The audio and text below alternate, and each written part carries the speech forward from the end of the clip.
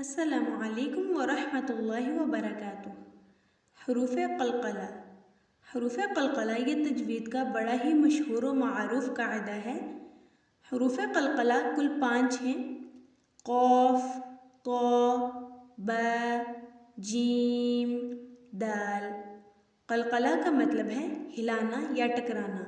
حروف قلقلہ کل 5 ہیں: قاف، طا، با، جیم، دال۔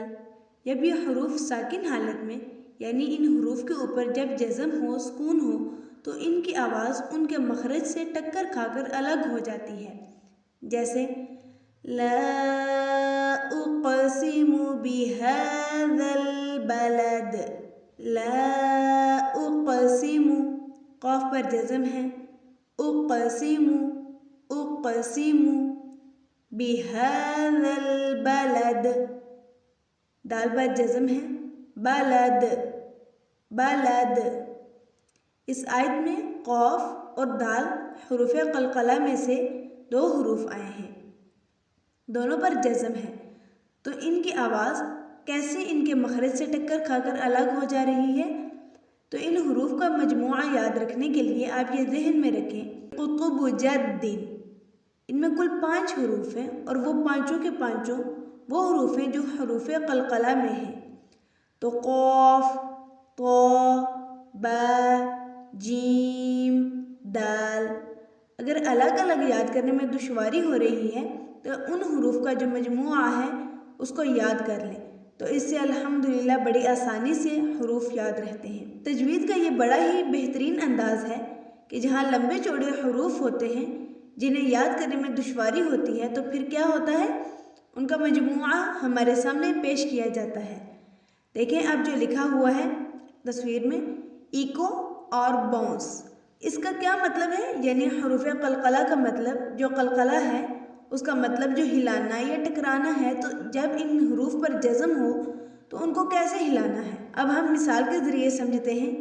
جیسے کوئی بال ہے یعنی گیند ہے، اس کو ہم زمین پر پھینکتے ہیں تو کیسے وہ زمین پر ٹچ ہو کر واپس ہماری طرف پلٹ آتا ہے۔ اس میں ایک طرح کی حرکت، ایک طرح کی آواز پیدا ہوتی ہے کہ وہ گیا ہے زمین تک، پھر پلٹ کر ہماری طرف آیا ہے۔ یا جب ہم پہاڑوں میں چلے جاتے ہیں، وہاں کوئی آواز لگاتا ہے تو کیسی آواز جو ہے گونجتی ہے، یعنی وہ آواز پتھروں سے ٹکرا کر پھر پلٹ کر آتی ہے۔ تو جیسے گیند کا اور پہاڑوں میں جو آواز کا معاملہ ہے، بالکل ویسا ہی معاملہ حروف قلقلہ میں ہے کہ جب ان حروف پر جزم ہو تو وہاں پر ایسے ہی آواز ٹکر کھا کر مخرج سے الگ ہو جاتی ہے۔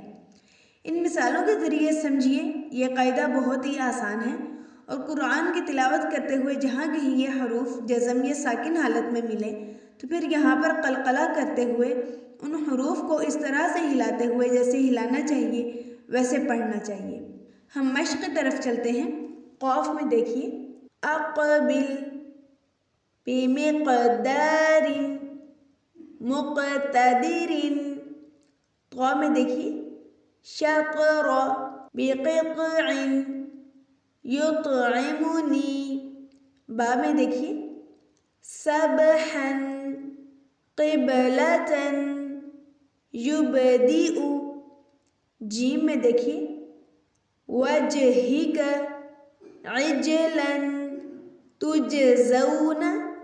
دال میں دیکھیے، وشددنا صدرتی یدریک